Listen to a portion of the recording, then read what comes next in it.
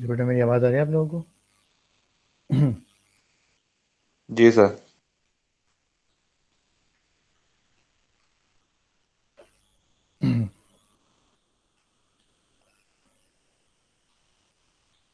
कल हमने बेटा कौन से चैप्टर के एमसीक्यूज कर रहे थे? 17 के।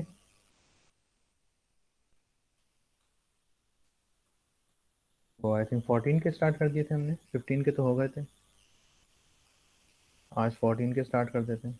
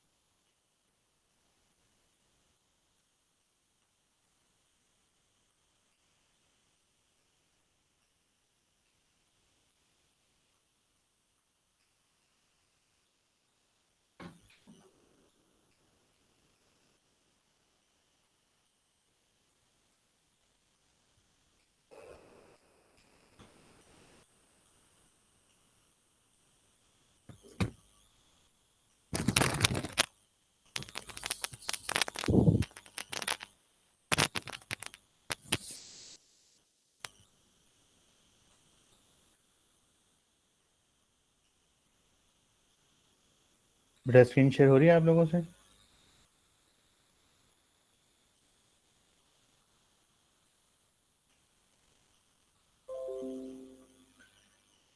तो आज हमें चैप्टर बेटा 14 के स्टार्ट करने थे एमसीक्यू। मैंने यूडीएल 2 को करा दिए सारे। और ये बेटा मैंने चैप्टर में 14 के एमसीक्यूज वहाँ पे फोटो स्टेट शॉप पे रखवा दिए हैं। ये वो 20 ईयर्स हैं और इसी में से ही मैंने ज़्यादातर आपके बोर्ड में भी आते हैं एमसीक्यूज। दो एमसीक्यूज के सेट हैं। एक पहला सेट जो है वो है आपका टॉपिक वाइज। मैंने इसलिए रखवा दी थी क्योंकि आपको पता है कि पहले हो रहा था कि टॉपिक वाइज एमसीक्यूज आएंगे, तो हर टॉपिक के कुछ एमसीक्यूज आपको मिल जाते। लेकिन अब जो है दोबारा ओल्ड पैटर्न पे ही बात हो रही है। अभी फ़िलहाल आपका जो पेपर है वो ओल्ड पैटर्न पे ही आएगा। 3 आवर्स का होगा। सेकेंड टर्म का बोर्ड का तो 2 आवर्स का ही होगा। तो उसमें एमसीक्यूज आपने सबसे पहले यहाँ से पढ़ने हैं, इनको सबसे पहले कवर करना है। अगर ये सारे हो जाते हैं तो उसके बाद फिर आप उस पर जाएँ टॉपिक वाइज पे। ठीक है। तो चैप्टर नंबर 40 में हमारे पास जो पहला एमसीक्यू है 99 में, which of the charge particle of same mass will deflect most in the magnetic field, fast moving और स्लो मूविंग? कौन सा चार्ज पार्टिकल जो है वो मैग्नेटिक फील्ड में ज़्यादा डिफ्लेक्ट होगा? चैप्टर 14 आपको मैंने ही पढ़ाया ना? हाँ, जमील को मैंने नहीं पढ़ाया था।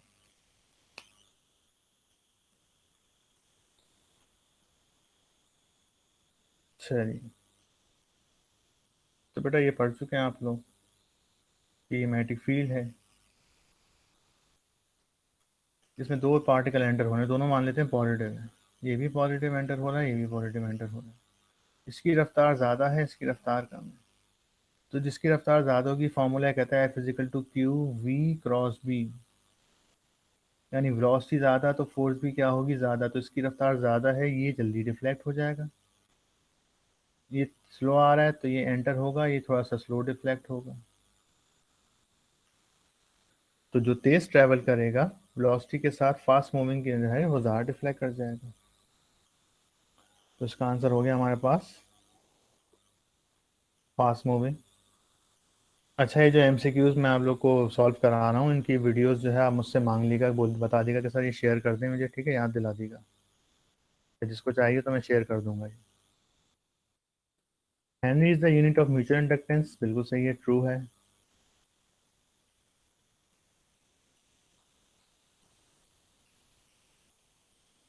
ये आई थिंक कुछ मिस हो गई ये बात यहाँ से। Back EMF is the effect of self inductance, self inductance में मिलने वाले ईएमएफ को हम बैक ईएमएफ भी कहते हैं।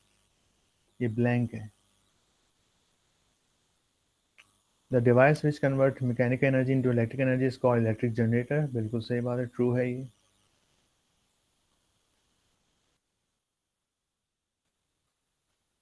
The maximum magnetic force will act on a current carrying conductor in a magnetic field is placed। हाँ भाई, क्या होगा इसका जवाब? सिद्रा,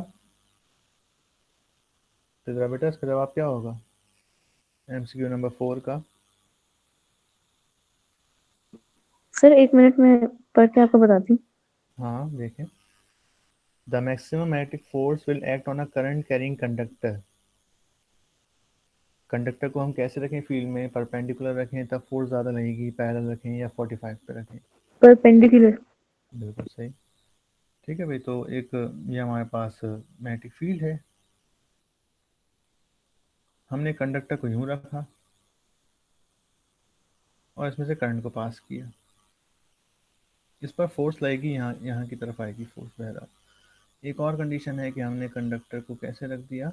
पैरेलल मैग्नेटिक फील्ड के साथ। तो अभी मैग्नेटिक फील्ड के साथ का कितना एंगल आ रहा है? 90 आ रहा है। यहाँ पे कितना आ रहा है? 0 डिग्री आ रहा है। तो फॉर्मूला क्या है इसका? F is equal to I L B sine theta. तो साइन 90 तो बेटा हमारे पास कितना होता है? 1 होता है, यानी कि यहाँ मैक्सिमम फोर्स आएगी। और यहाँ पे साइन 0 कितना होता है? 0। तो यहाँ फोर्स भी कितनी हो जाएगी? 0। तो ये तो हो गई फोर्स 0, लेकिन यहाँ पे क्या फोर्स हो जाएगी? मैक्सिमम, आई एल बी, ये कहलाती है मैक्सिमम फोर्स। ठीक है, तो इसका आंसर क्या हो जाएगा हमारे पास? परपेंडिकुलर तरफ में।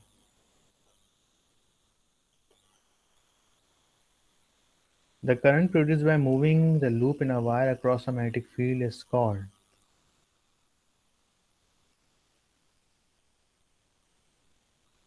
जी, the current produced by moving a loop of wire across any magnetic field, कौन सा करंट होगा? Electric current, direct current, AC current या इंड्यूस्ड करंट? सवाल को पहले समझ लेते क्या क्या रहे हैं ये लोग।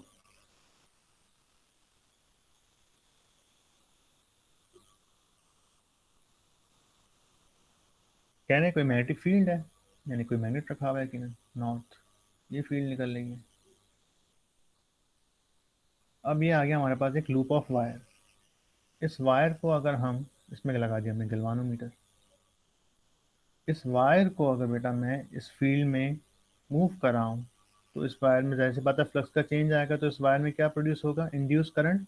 और अगर ये क्लोज है तो इंड्यूस ईएमएफ प्रोड्यूस होगा, और अगर ये क्लोज है तो इंड्यूस करंट प्रोड्यूस होगा। ये बात हम पढ़ते हुए आ रहे हैं सेल्फ इलेक्ट्रोमैग्नेटिक इंडक्शन का, कि कभी भी किसी कंडक्टर या वायर में हम मैग्नेटिक फ्लक्स का चेंज लाते हैं तो उसमें क्या मिलता है? इंड्यूस ईएमएफ तो हमेशा रेडी हो जाता है, लेकिन इंड्यूस करंट कब मिलता है? जब उस वायर के एंड्स आप क्या करते हैं? क्लोज कर दें। क्लोज नहीं करेंगे तो इंड्यूस ईएमएफ रेडी है, ईएमएफ रेडी है इलेक्ट्रॉन को फ्लो कराने के लिए, लेकिन जैसे ही रास्ता बंद होगा ईएमएफ करंट को फ्लो करा देगा। तो इंड्यूस ईएमएफ ऑलवेज प्रेजेंट, लेकिन इंड्यूस करंट कब बनता है? जब क्लोज्ड हो सर्किट। तो यहाँ पे क्या आंसर आ जाएगा हमारे पास बेटा? Induce current. The phenomena of producing EMF in a coil due to change of magnetic force, तो ये बिल साइन थीटा होता है, F is equal to I L cross B. इससे पैर डायग्राम बनाई थी हमने, F is equal to B I L sine theta. इसकी डेरिवेशन आ भी रही है शॉर्ट में, मैंने बताया भी था आपको। तो इसका फॉर्मूला होता है I L cross B. Okay.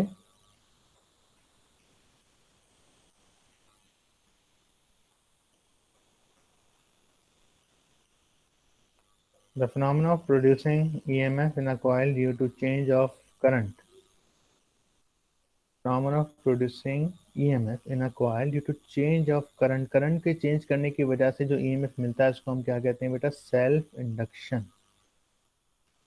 और यही कह रहे हैं कि in the same coil, in coil itself. ये नहीं कह रहे किसी दूसरी कॉइल में मिला, अगर किसी दूसरे कॉइल में इंड्यूस EMF हो रहा होता तो हम म्यूचुअल इंडक्शन लिखते। अच्छा एमसीक्यू है काफी, सेल्फ इंडक्शन के ऊपर है। स्टेडी करंट थ्रो, हाँ ये थोड़ा सा चैप्टर नंबर 16 का टच है इस एमसीक्यू में, 8 में। MCQ number 8,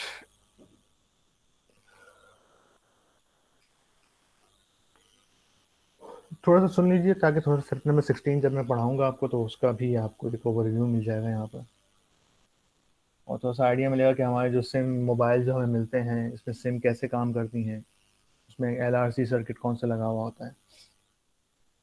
can a steady current passing through a conductor produce. अच्छा जी, देखिए बेटा दो चीज़ें होती हैं।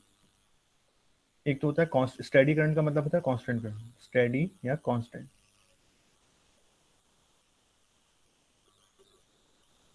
कांस्टेंट करंट का मतलब एक चार्ज जो है वो मूव कर रहा है यूनिफॉर्म मोशन से। दूसरी बात यह होती है कि एक चार्ज कर रहा है accelerate, non uniform motion. Non uniform motion, नम लिख दिया मैंने इसको, यानी कि ये एक्सेलरेट करेगा। इसमें एक्सेलरेशन कितना है? 0। इसमें एक्सेलरेशन 0 नहीं है। तो बेटा ये बात याद रखें कि जब भी एक चार्ज पार्टिकल मूव करता है वो क्या बनाता है? मैग्नेटिक फील्ड बनाता है, मैग्नेटिक फील्ड जनरेट करेगा। लेकिन अगर एक चार्ज पार्टिकल एक्सेलरेट करता है तो वो दो चीज़ें बनाता है, मैग्नेटिक फील्ड भी बनाता है और इलेक्ट्रिक फील्ड भी बनाता है। इलेक्ट्रोमैग्नेटिक वेव इसी तरह से बनती हैं। हम मोबाइल में हमारी सिम होती हैं, हम उससे सिम से बटन दबा के कोई कॉल करते हैं, मैसेज करते हैं, तो वो मोबाइल की सिम होती है उसमें चार्ज ऑसिलेट करता है और उसी फ्रीक्वेंसी पे करता है जिस नंबर की आपने जिसको मैसेज किया होता है, जिसको कॉल कर रहे होते हैं। उस खास फ्रीक्वेंसी जब वो ऑसिलेट करता है तो एक खास किस्म की फ्रीक्वेंसी या एक वेव जनरेट करता है जिसमें इलेक्ट्रिक और मैग्नेटिक फील्ड होती है। इसको ट्रैवल करने के लिए मीडियम की ज़रूरत नहीं होती, इलेक्ट्रोमैग्नेटिक वेव्स होती हैं। ये जैसे सूरज की रोशनी हम तक पहुंच जाती है तो लाइट एक इलेक्ट्रोमैग्नेटिक वेव्स है, इसको ट्रैवल करने के लिए मीडियम की ज़रूरत नहीं है। स्टार्स की हम तक लाइट पहुंच जाती है, स्टार्स में जो इतने बड़े बड़े धमाके हो रहे होते हैं, अरबों खरबों उसमें फ्यूजन रिएक्शन एटम बम फट रहे होते हैं, उसकी हम तक आवाज़ नहीं आती क्योंकि साउंड एक मैकेनिकल वेव है। लेकिन light is not a mechanical wave, light is a electromagnetic wave. Electromagnetic wave को ट्रैवल करने के लिए मीडियम की ज़रूरत नहीं होती। तो हम मोबाइल पे भी जब कोई कॉल करते हैं तो एक वेव जनरेट होती है, वो वेव पूरी दुनिया में इर्द गिर्द हर तरफ चारों तरफ फैलती है और उसी मोबाइल को जाके ऑसिलेट कराती है, रिंग करता है या वो उस पर मैसेज चला जाता है। तो ये जो सिम है अलॉट की जाती हैं कंपनीज को, वो एक खास फ्रीक्वेंसीज होती हैं और हर सिम की एक अपनी फ्रीक्वेंसी होती है। जब आप उससे कॉल करते हैं तो उसी फ्रीक्वेंसी का सिग्नल मोबाइल जनरेट करता है। तो इस बात को याद रखना है आपने कि जब भी चार्ज पार्टिकल एक्सेलरेट करेगा, ये चैप्टर नंबर 16 में हम पढ़ेंगे, तो वो क्या बनाएगा? मैग्नेटिक फील्ड ही बनाएगा और इलेक्ट्रिक फील्ड ही बनाएगा। लेकिन अगर चार्ज पार्टिकल सिर्फ मूव कर रहा है यूनिफॉर्म मोशन से तो वो सिर्फ और सिर्फ मैग्नेटिक फील्ड बनाता है, इलेक्ट्रिक फील्ड नहीं बनाता। अभी कहने कांस्टेंट करंट पास हो रहा है, अभी चार्ज बेटा किसी कंडक्टर में से तो पास हो सकता नहीं, कंडक्टर है, इसको हमने पोटेंशियल डिफरेंस दे दिया, ये प्लस है, तो ये प्लस चार्ज जो है यानी कि पॉजिटिव आयन यहाँ मूव करेगा तो ये कंडक्टर के अंदर मूव कर रहा है, तो ये क्या बनाएगा? मैग्नेटिक फील्ड बनाएगा सिर्फ इसके। तो ये एमसीक्यू यही है कि स्टेडी करंट जब पास हो रहा है किसी कंडक्टर में से, यानी कि यूनिफॉर्म चार्ज मूव कर रहा है, तो सिर्फ और सिर्फ क्या बनेगी? Magnetic field only. लेकिन अगर यही चार्ज पार्टिकल एक्सेलरेट करता तो मैग्नेटिक फील्ड के साथ साथ इलेक्ट्रिक फील्ड भी बनती। तो इसका आंसर क्या होगा? Only magnetic field. थोड़ा सा इसमें मेटल का टच चैप्टर नंबर मैं कहूँगा कि 16 से है।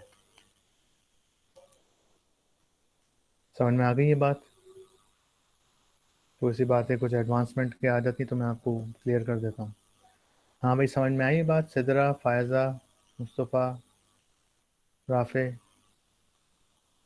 गुड। अच्छा जी, स्ट्रेट कंडक्टर क्या है कह रहे हैं? Place parallel to a magnetic field. अगर एक कंडक्टर को, अभी मैंने बताया था एमसीक्यू, कंडक्टर को हम फील्ड में कैसे रखें बेटा? परपेंडिकुलर पे तो मैक्सिमम फोर्स मिलती थी, लेकिन अगर उसी कंडक्टर को हम कैसे रख दें? पैरेलल रख दें और इसमें से करंट को गुजारें, तो इसमें मैग्नेटिक फील्ड यानी कि फोर्स कितनी लगेगी?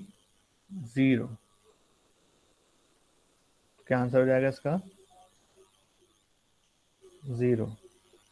एमसीक्यूज को हमेशा पहले 2 मरतबा गौर से, 2-3 दफ़ा गौर से पढ़ा करें। हो सकता है आपने पढ़ा और आपने कॉन्सेप्ट कुछ और ले लिया। आप समझे कि परपेंडिकुलर रखा है, आपने लिख दिया बिल साइन थीटा, या बी आई एल लिख दिया, साइन 90 बी आई एल बन जाएगा।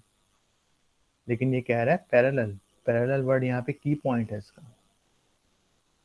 ये पूरी इंफॉर्मेशन को बता रहा है कि कैसे रखा गया है कंडक्टर, पैरेलल रखा गया।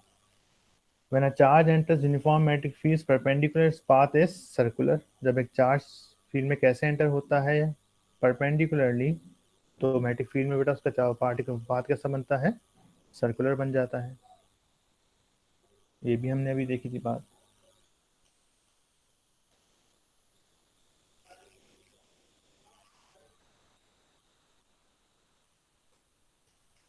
इस पर हमने इक्वेशन भी बनाई कि चार्ज पार्टिकल जब मैग्नेटिक फील्ड में एंटर होता है तो बेटा क्या बनाता है? वो एक सर्कुलर ट्रैक बनाता है। यानी जिसका कर्वेचर आ रहा है, कर्वेचर को अगर हम पूरा कंप्लीट कर दें तो एक सर्कल बनता है, उसका फिर कोई रेडियस भी होता है, जिसपे हमने न्यूमेरिकल भी सॉल्व किए थे। अच्छा जी, transformer works on the principle of mutual induction. कभी टेस्ट भी दिया है आप लोगों ने?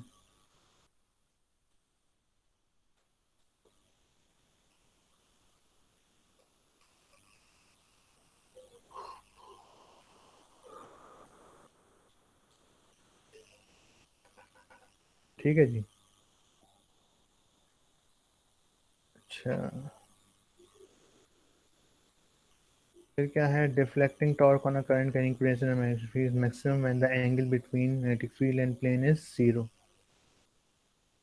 बीना कॉस अल्फा कब होता है मैक्सिमम? जब कॉस अल्फा जीरो हो जाए। टॉर्क का फॉर्मूला क्या था? B I N A cos alpha. जब कॉस जीरो हो जाएगा बेटा, तो टॉर्क क्या हो जाता है? मैक्सिमम, जिसकी वैल्यू आती है बीना।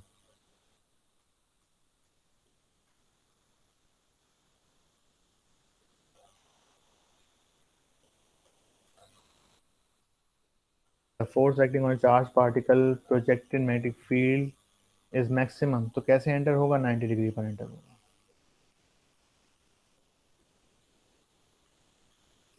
अगर फील्ड और वेलोसिटी ऑफ चार्ज के दरमियान 90 डिग्री एंगल होगा तो फोर्स मैक्सिमम लगेगी। Transformer is used to change potential difference या voltage. 1 tesla is equal to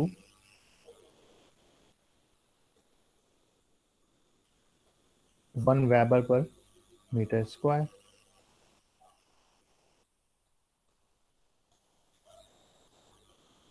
एक टेस्ला जो है 1 वेबर पर मीटर स्क्वायर के बराबर होता है।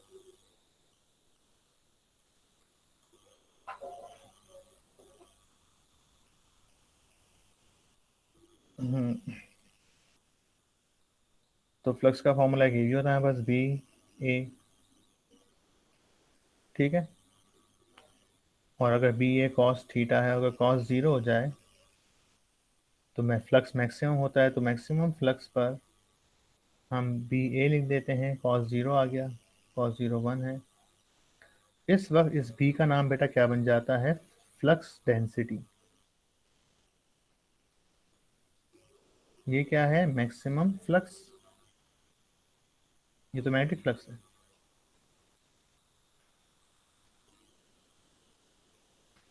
तो जब बेटा मैग्नेटिक, जब फ्लक्स मैक्सिमम होता है किसी भी फील्ड में से, यानी किसी सरफेस में से अगर मैक्सिमम लाइन पास हो रही है, इस वक्त इसमें फ्लक्स कितना है? मैक्सिमम है। तो उस टाइम पर जो मैग्नेटिक फील्ड होती है उसका नाम हम क्या रख देते हैं? फ्लक्स डेंसिटी रख देते हैं। तो फ्लक्स डेंसिटी का फॉर्मूला क्या बन जाएगा? Flux upon area. फ्लक्स का यूनिट होता है वेबर पर मीटर स्क्वायर। ये बात याद रखिएगा कि जब फ्लक्स मैक्सिमम होता है तो हम मैग्नेटिक फील्ड इंटेंसिटी को मैग्नेटिक फ्लक्स डेंसिटी भी कह देते हैं। ये बात थ्योरी में मैंने काफ़ी तफसील से बताई थी। तो कौन सा देखा थे हम लोग? हाँ, the electric current through a conductor produces around it. तो इलेक्ट्रिक करंट बेटा से मैग्नेटिक फील्ड बनाएगा। हम ये मान रहे हैं कि इलेक्ट्रिक करंट जो है वो स्टेडी है।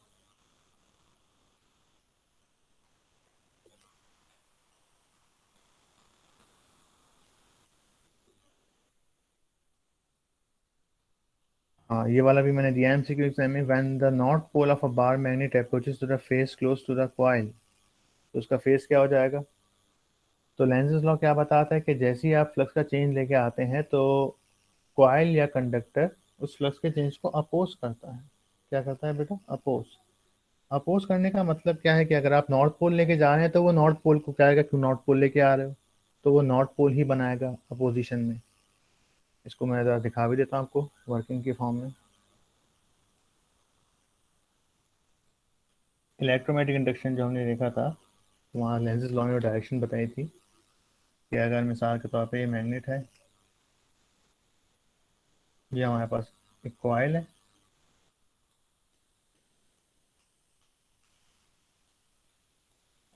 और इस पर हमने गैल्वानोमीटर लगा दिया। अब मैं इसके पास नॉर्थ मैग्नेट लेके जा रहा हूँ, नॉर्थ पोल। अभी कितनी फील्ड निकल रही है? 1 2 3। अभी इस वायर में से कितनी लाइन पास हो रही है? अभी एक फील्ड बाहर पास हो रही है। मैंने नॉर्थ पोल करीब कर दिया इतना।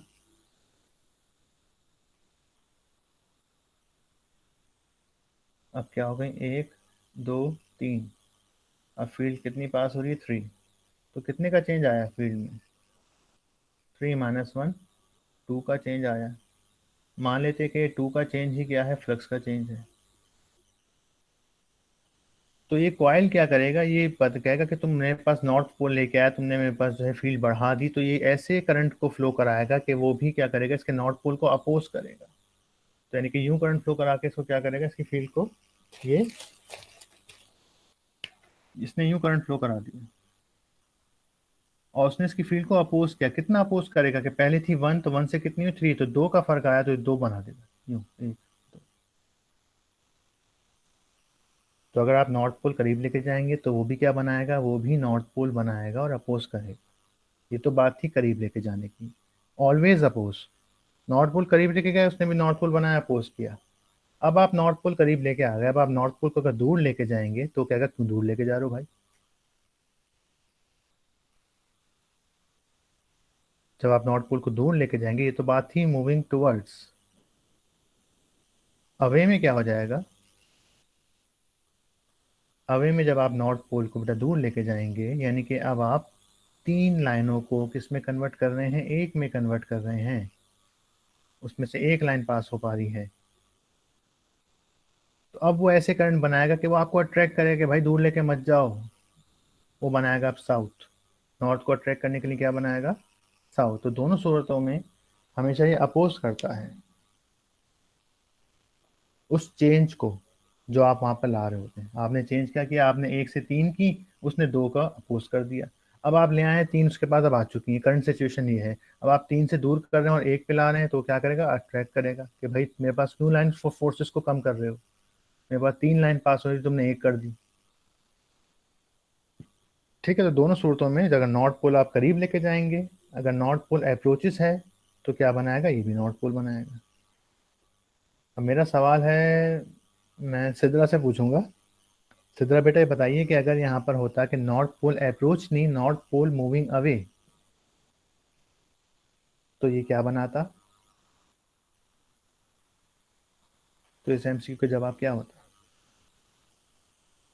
कॉइल पे कौन सा फेज बनता? साउथ पोल या नॉर्थ पोल? साउथ। गुड। समझ आई ये बात या नहीं आई? हम्म। सिद्दीक, मुस्तफ़ा, ठीक है, थ्योरी को थोड़ा सा पढ़ेंगे आप लोग, रिवाइज करेंगे तो ये आ जाएगी बात आपको और क्लियर। अच्छा जी, स्टेप डाउन ट्रांसफार्मर में क्या होगा? सेकेंडरी पे कम टर्न्स होने चाहिए, तो ये स्टेप डाउन हो गया प्राइमरी के ज़्यादा। The unit of magnetic flux is weber, ठीक है वेबर होता है। Ampere's law can be use to find, ये भाई बताइए इसका आंसर क्या होगा। एम्पियर लॉ जो है वो इलेक्ट्रिक इंटेंसिटी फाइंड करने के लिए यूज़ किया जाता है।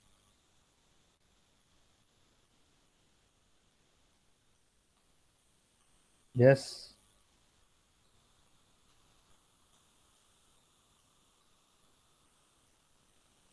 जैसे मैंने आप लोग को चैप्टर नंबर 12 में बताई थी बात, कि चैप्टर नंबर 12 में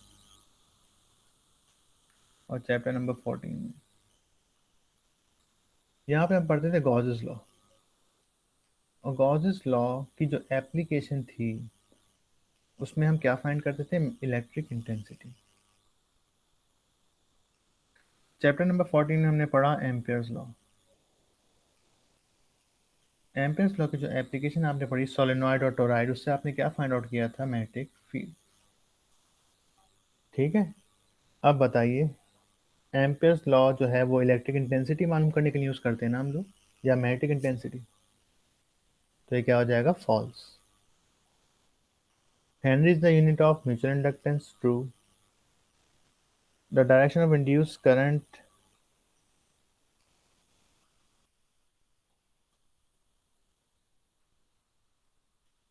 डायरेक्शन ऑफ इंड्यूस्ड करंट बेटा कौन बताता है आपको, लेंज़ेस लॉ बताता है, फैराडे लॉ में। The maximum resistance in AC circuit में कौन देता है सबसे ज़्यादा रेजिस्टेंस बेटा, इलेक्ट्रिक बल्ब की होती है, वो भी टंगस्टन वाली बात की। The path of neutron moving in a magnetic field is, ये भी मैंने दिया है आपको एग्जाम में। हाँ भाई, बिलाल, बिलाल है क्लास में, बिलाल या मास। इस 24 MC का क्या आंसर होगा भाई।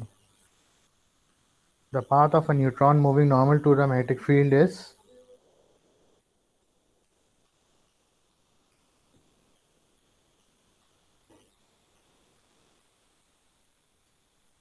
सिद्दीक, सिद्रा,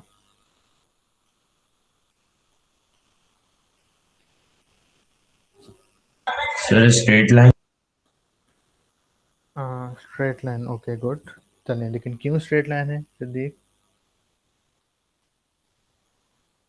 चलें देख लेते हैं। देखिए भाई हमारे पास मैग्नेटिक फील्ड है,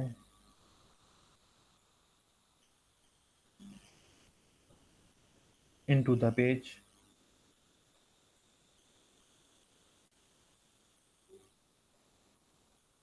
अब मैं तीन चीज़ों को बना रहा हूँ यहाँ पे, एक मैंने बना दिया पॉजिटिव चार्ज, एक मैंने बना दिया नेगेटिव चार्ज इलेक्ट्रॉन, और एक मैंने बना दिया न्यूट्रॉन, न्यूट्रॉन पे नो चार्ज।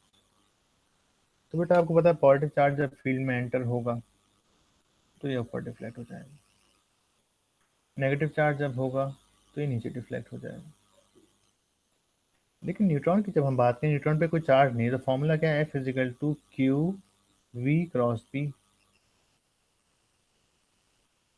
इन दोनों के पास चार्ज थे, इसके पास भी चार्ज था, इसके पास भी चार्ज था, लेकिन इसके पास चार्ज कितना है, 0। अगर बेटा मैं चार्ज यहाँ 0 रख दूँ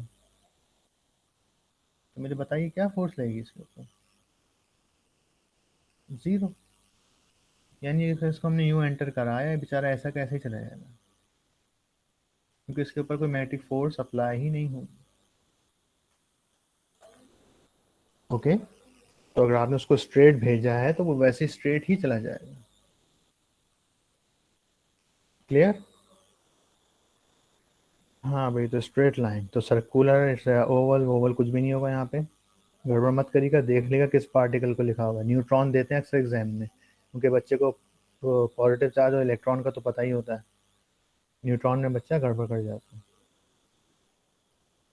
the unit of self inductance is henry, okay.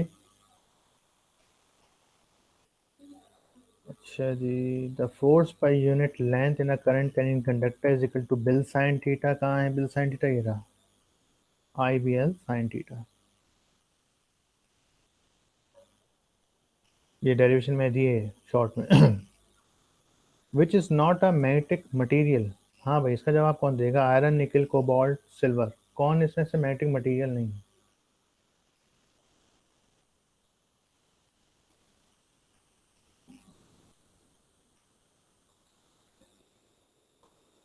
Yes,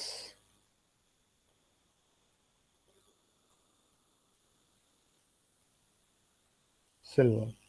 good Sidra.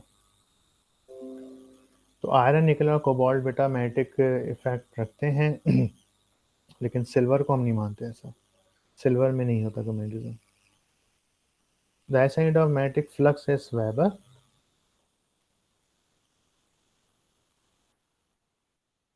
The path of neutron in a moving magnetic field is straight line. अभी हमने पढ़ा इस बात को, दोबारा रिपीट हो गया। यानी आप अगर देखें 20 ईयर्स में कितने एमसीक्यूज बार बार रिपीट होते हैं। A device which converts electrical energy into mechanical energy is called transformer, electric motor कहते हैं।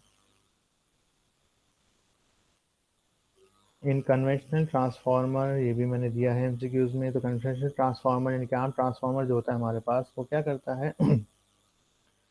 EMF in induce in the secondary by changing the magnetic flux. ये इसका आंसर है। इंड्यूस ईएमएफ बनाता है in the secondary by changing the magnetic flux. ये कह रहे हैं फर्स्ट ऑप्शन है the current moves from primary to secondary. नहीं भी, करंट प्राइमरी से सेकेंडरी में नहीं जाता, करंट प्राइमरी में ही आता है, लेकिन उसकी जो फील्ड होती है वो लिंक होती हुई सेकेंडरी तक पहुंच जाती है। 32 the charge particle moving in a magnetic field B experience a resultant force. Charge particle moving in a magnetic field B experience a resultant force in perpendicular direction to its motion.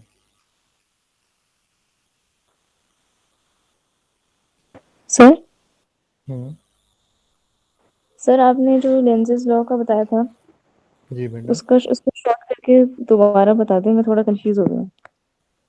Lenz law की जो direction का मैंने बताया था बेटा। जी, जो opposite वाला था ना। अच्छा बेटा, चलो ठीक है। तो फिलहाल बेटा मैं आज यहाँ पे 2008 पर एंड कर रहा हूँ इसको। कल हम जो नेक्स्ट क्लास हमारी होगी तो 2009 से हम इसके कंटिन्यू करेंगे। सही है। अब वो जो सिद्रा ने एक सवाल पूछा, ये वाला एमसीक्यू नंबर 17, मैं इसको दोबारा एक्सप्लेन कर रहा हूँ, उसको दोबारा देख लीजिए बेटा। देखिए, लेंज़ लॉ ने बताया था कि यहाँ पे जो इंड्यूस ईएमएफ मिलता है उसकी बेसिक वजह क्या है। इंड्यूस ईएमएफ हमेशा अपने चेंज को अपोज करता है। देखिए यहाँ पे कंजर्वेशन ऑफ एनर्जी, एक इनर्शिया का एक टेंडेंसी मिली। इनर्शिया क्या है कि एक ऑब्जेक्ट रुका हुआ है तो वो चाहेगा वो रुका रहे, स्टॉप है तो स्टॉप में रहे। और अगर वो मोशन में है तो वो चाहेगा वो मोशन में है, उसे रोका ना जाए। तो यहाँ पे ये फील्ड का भी कुछ ऐसे ही अमल दखल नज़र आता है हमें कि अगर हमारे पास एक कॉइल है और हम इससे मैग्नेटिक फील्ड का चेंज लेके आते हैं। इलेक्ट्रोमैग्नेटिक इंडक्शन में पढ़ा था कि जब भी हम किसी कॉइल में मैग्नेटिक फील्ड का फ्लक्स का चेंज लेके आते हैं, यानी अभी इसमें से कितनी लाइन पास हो रही है? एक, दो, तीन। तीन लाइन्स ऑफ फोर्स यहाँ से निकल रही हैं। ठीक है, तो इन तीन लाइन्स ऑफ फोर्स को मैंने इसको क्या कर रहा हूँ, मूविंग टुवर्ड्स में अप्रोच कर रहा हूँ, अप्रोचेस कर रहा हूँ इसको, मूविंग टुवर्ड्स। मैंने इसको मैग्नेट को यहाँ से लेके यहाँ तक आ गया, इधर तक ले आया। जैसे ही मैं इसको मैग्नेट को यहाँ तक लाया तो अब इस कॉइल में से कितनी लाइन पास होने लगी? एक, दो, तीन। तो पहले इसमें फील्ड एंटर हो रही थी ओनली वन लाइन, अब इसमें कितनी फील्ड एंटर हो रही है? Only three lines. तो फर्क कितने का है, चेंज कितने का आया है? इलेक्ट्रोमैग्नेटिक इंडक्शन बोलता है चेंज, कि चेंज कितना आया फील्ड में, या चेंज कितना आया फ्लक्स में। पहले फ्लक्स हो रहा था वन, एक लाइन पास हो रही थी, अब फ्लक्स हो रहा है थ्री, तो फ्लक्स कितना हो गया? Three minus one, flux change आ गया टू। और फैराडे लॉ ये बताता है कि जब तक किसी कॉइल में फ्लक्स का चेंज होता रहेगा उसमें ईएमएफ मिलता रहेगा। लेकिन ईएमएफ में इंड्यूस करंट कैसे फ्लो होगा? करंट क्लॉकवाइज फ्लो होगा या एंटी क्लॉकवाइज फ्लो होगा, ये हमें देखना है। क्योंकि बिना बैटरी के करंट बनाया ना बेटा। तो अब होता क्या है कि जब भी हम चेंज को लेके आते हैं तो ये कॉइल इस चेंज को अपोज करता है। अपोज कैसे करेगा कि या तो ये करंट को यूं फ्लो कराएगा बेटा, या ये करंट को यूं फ्लो कराएगा अपोजिट। अगर ये करंट को यूं फ्लो कराता है तो ये बन जाएगा नॉर्थ। अगर ये करंट को यूं फ्लो कराता है तो पीछे अंदर की तरफ जाएगा साउथ, लेकिन बाहर की तरफ, अंदर चला जाएगा नॉर्थ, लेकिन बाहर की तरफ क्या आएगा, साउथ। यानी अभी ये बन जाएगा साउथ पोल। अब हमें ये देखना है कि अभी हम यहाँ पे नॉर्थ पोल करीब ला रहे हैं, तो हम नॉर्थ पोल को बढ़ा रहे हैं, तो ये इसको अपोज करेगा। अपोज कैसे करेगा कि नॉर्थ को रोकेगा। नॉर्थ को रोकने के लिए ये न्यू लाइंस ऑफ फोर्सेस बनाएगा। कितनी बनाएगा, कितने का फर्क आया है, 2 का। तो ये भी अपना एक बनाएगा 2 का, ये बना दी इसने नॉर्थ। अभी नॉर्थ बनाने के लिए इसने करंट कैसे फ्लो कराएगा, यूं फ्लो कराया होगा कि यूं फ्लो कराऊं तो करंट यूं बन जाए।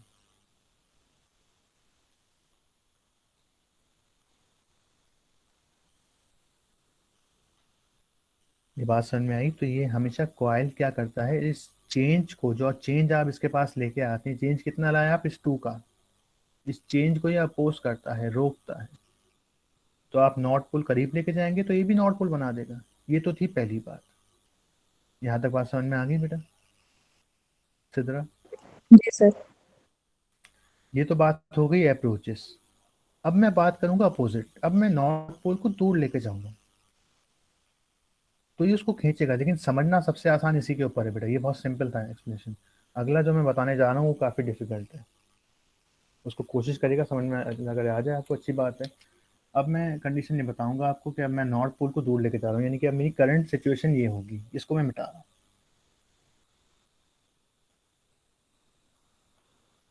अब ये मेरी करंट सिचुएशन है, यहाँ पे फील्ड कितनी पास हो रही है, 3।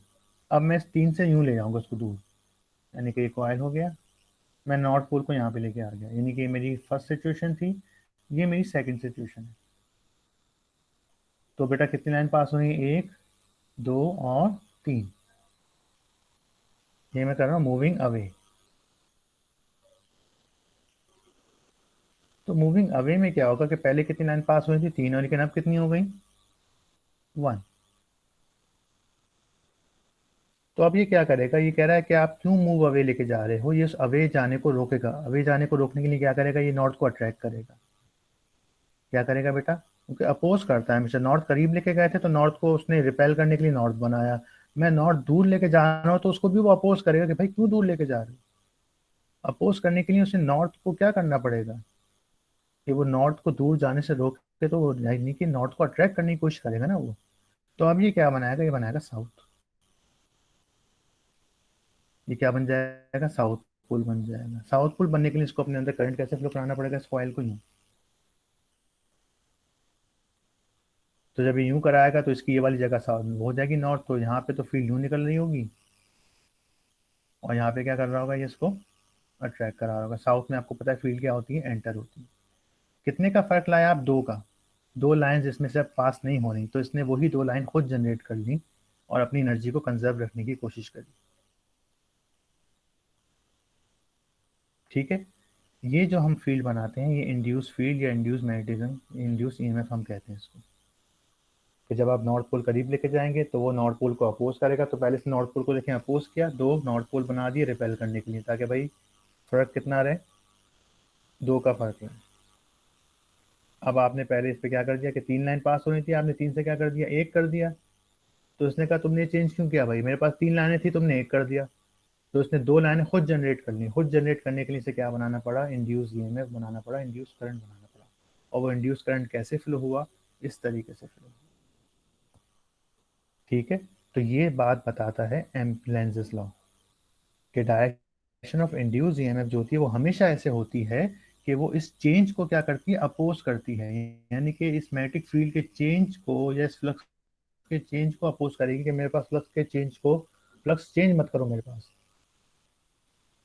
पास अगर 3 लाइनें मौजूद हैं तो मेरे पास 3 लाइनें ही रहने दो। मैंने 3 से कितनी कर दी, 1 कर दी, तो उसने खुद 2 लाइनें बना दी, मैग्नेटिक फील्ड बना दी। तो ये हमेशा इस मैग्नेटिक फील्ड के चेंज को अपोज करती है। ओके बेटा सिद्रा, जी सर। Got it.